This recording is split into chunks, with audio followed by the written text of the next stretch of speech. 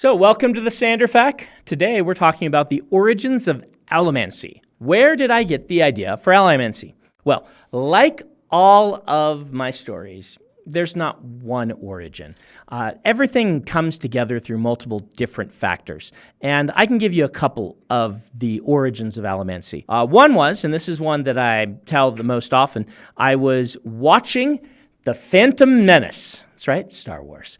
Watching Phantom Menace, I went there opening night, nerd, right? But I didn't have to wait in line. Dan and Peter did that for me, and then I kind of snuck in because it was after work or something like that. Anyway, I got to come. They waited for hours and hours, and I got to sit down and wait in the line for like a half hour, and then we went in. But watching Phantom Menace. Near the end of Phantom Menace, awesome lightsaber fight, and during that, Darth Maul points, and I think it's probably a battle droid head or something, and then points.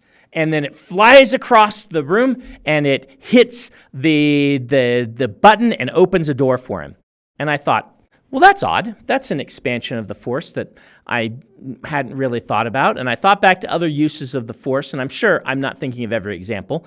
But previously, I'd always imagined that when, Luke reaching for his lightsaber and pulling it to him, or people force pushing other people back and things like that, what I had not imagined it being is just direct telekinesis. And I thought, well, how can you use telekinesis in an interesting way manipulating vector physics? If it could only push towards you, pull towards you or push away from you with your center of mass, wouldn't that be an interesting story to write? And that was a brain bug for me. It sat there and it wormed its way in, and I'm like, I'm going to write that story someday. I began working on Allomancy. Now, when I was sitting down to write the first book that would be what we call Mistborn Prime, not actual Mistborn, I was looking for something that evoked a feeling of late Renaissance, early Industrial Revolution. This is where a lot of my early books were centered. This is where you would look at Elantris and you'd say, that's Renaissance. I haven't really written a lot of medieval. I live in this early Industrial Revolution era. Even Stormlight, I would say, is somewhere around there. This is where I like to write my fantasy, in part because I like the confluence that happens between science and folklore and mythology during these times. I like the idea of people trying to take observable fact and come up with explanations and working their way toward actual scientific theories.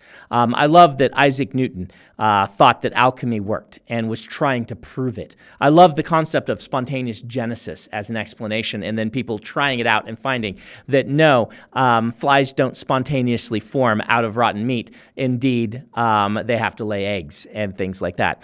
And I was looking for a magic system that evoked this.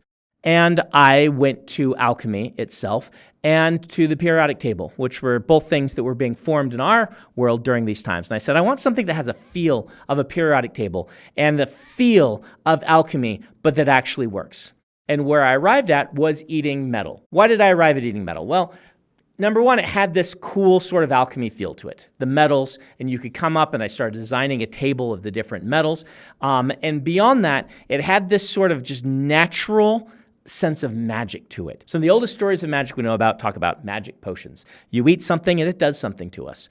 Metabolizing what we eat is just a basic fact of life for a human being. And eating something unusual and having it metabolize in an unusual way, when I wrote it, it just worked. It's one of the things that when you describe it, people are like, that's weird. But when they read it, they're like, oh yeah, makes perfect sense for some reason. These two ideas mashed together, and I wrote what is called Mistborn Prime. That book didn't get published. That book wasn't very good. Someday I'll let you guys read it, but it's mediocre.